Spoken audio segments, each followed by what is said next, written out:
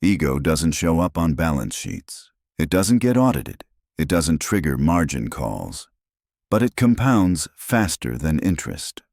And when it's embedded inside capital decisions, it quietly rewrites outcomes. Two of the most influential capital allocators of our time prove this. Both brilliant, both disciplined in their own way, both enormously successful. Yet one treats ego like friction, the other treats it like fuel. And that difference changes everything. This topic matters because most investors misunderstand risk. They think risk comes from volatility, from leverage, from bad macro calls. But the most persistent source of risk doesn't come from markets. It comes from the decision maker. Ego is not arrogance. It's not confidence. It's not ambition. Ego is attachment. Attachment to identity. Attachment to being right. Attachment to a personal narrative that capital must serve. And when ego enters capital allocation, risk stops being probabilistic. It becomes structural. Right now, we live in a market environment where narrative dominates fundamentals. Founders are brands. CEOs are influencers. Capital flows toward conviction, not humility.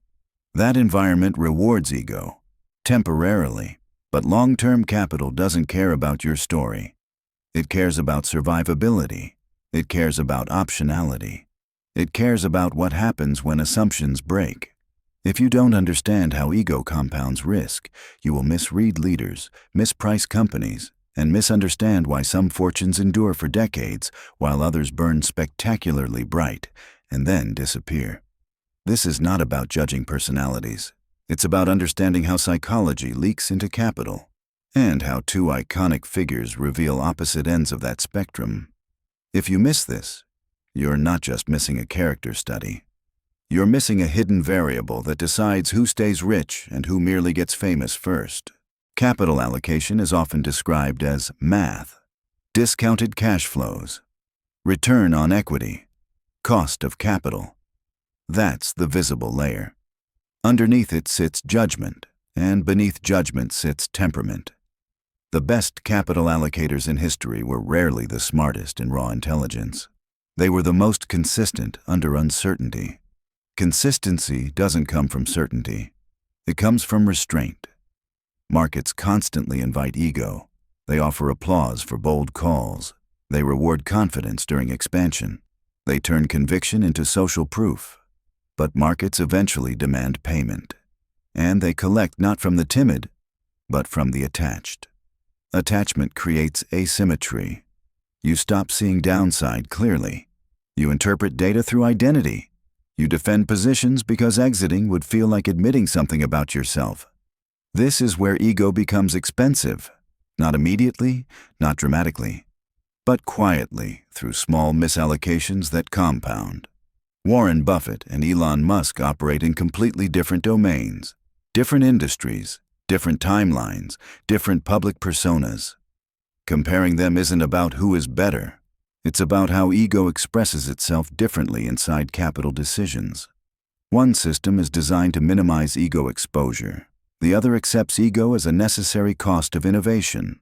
Both systems can work, but they generate radically different risk profiles over time. And if you're allocating capital, whether money, time, or attention, you are choosing, consciously or not, which system you're aligning with. This episode isn't about biography. It's about mechanics. How ego enters the decision loop, how it alters feedback, how it distorts incentives, and how, over long horizons, it determines who compounds quietly and who compounds until they don't. The first core idea is simple, but uncomfortable. Warren Buffett didn't win by being smarter. He won by building a system that systematically excludes ego from capital decisions. Buffett rarely talks about ego directly, but his entire structure is designed around neutralizing it. Start with incentives. Buffett doesn't get paid for activity.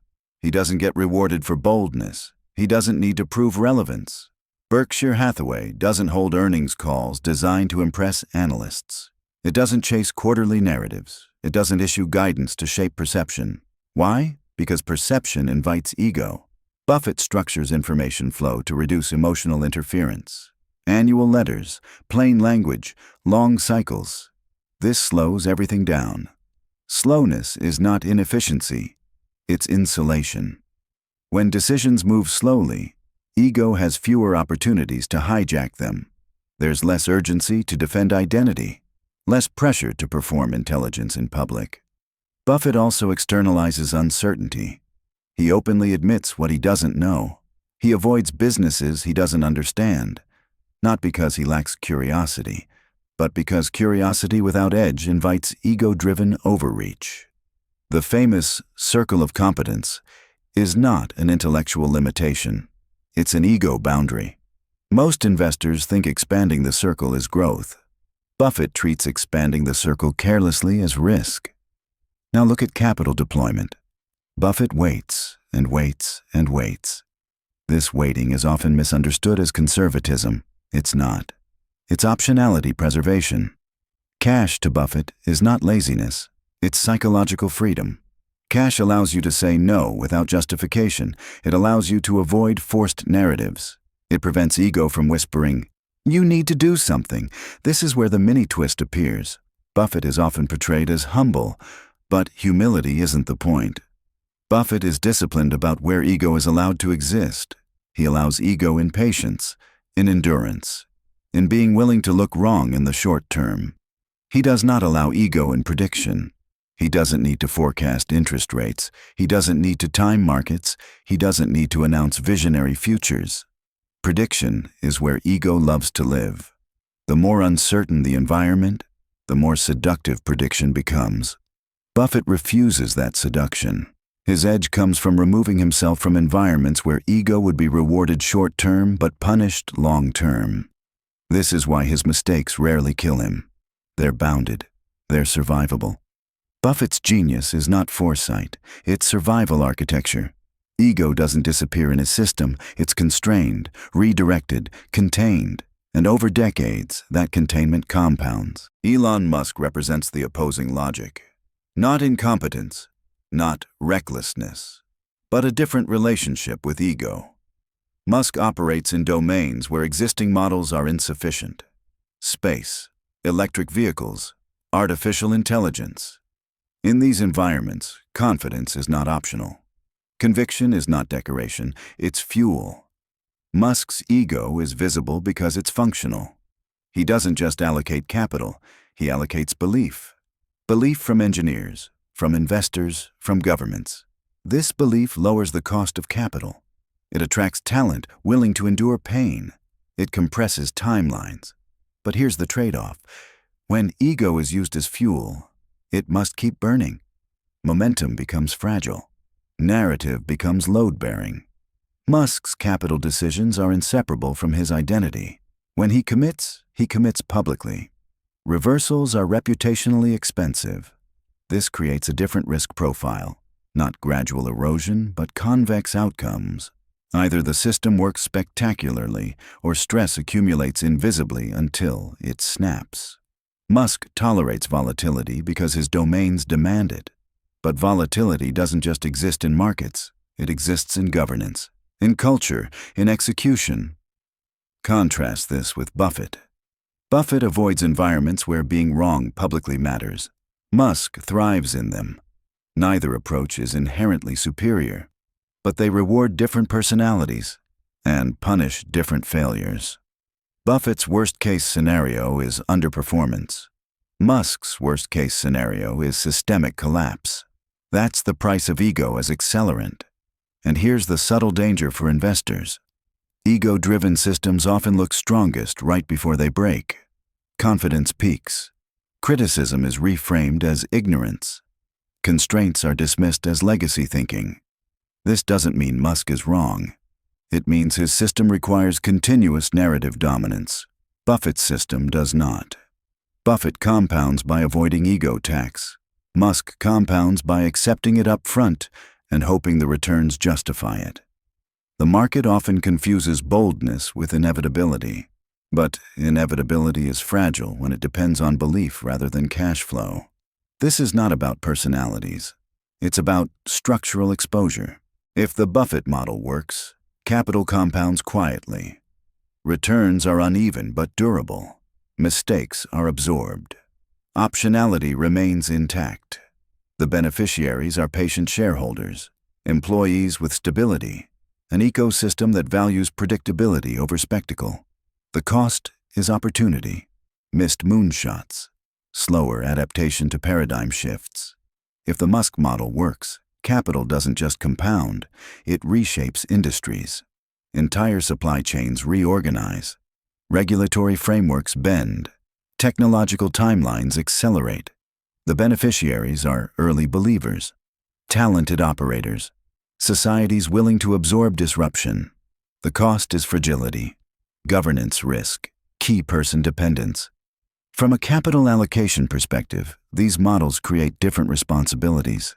Buffett's model stabilizes capitalism. Musk's model stress tests it. One optimizes for continuity, the other for transformation. But here's the deeper implication. As markets become more narrative-driven, ego becomes cheaper to deploy and more expensive to unwind. Social media amplifies conviction. Retail capital follows personality. Feedback loops shorten. This environment increasingly favors Musk-like systems, until it doesn't. The real risk is not choosing one model over the other. It's misidentifying which environment you're in. Ego is not always a flaw, but it is always a cost. And costs, if misunderstood, don't disappear. They compound invisibly. Capitalism doesn't punish ego immediately. It lets it run. Then it invoices the future. Most people think wealth is built by making bold decisions. In reality, wealth is preserved by knowing which decisions don't need boldness at all. Ego feels powerful because it moves things quickly. It creates alignment. It commands attention. But speed without insulation is exposure. Warren Buffett built a system that assumes he will be wrong sometimes and designs around that truth. Elon Musk built systems that assume reality will eventually bend and dares it not to. Both approaches reveal something unsettling. Markets don't reward virtue. They reward fit. The real question is not whose philosophy you admire. It's whose mistakes you can afford. Because intelligence doesn't determine outcomes nearly as much as error tolerance does. And ego doesn't just shape decisions. It shapes the shape of failure. The quiet kind that erodes, or the loud kind that breaks. In a world obsessed with confidence, the rarest skill may not be vision, but knowing where to place your ego so it doesn't place a claim on your future. And that tension between belief and restraint is still unresolved.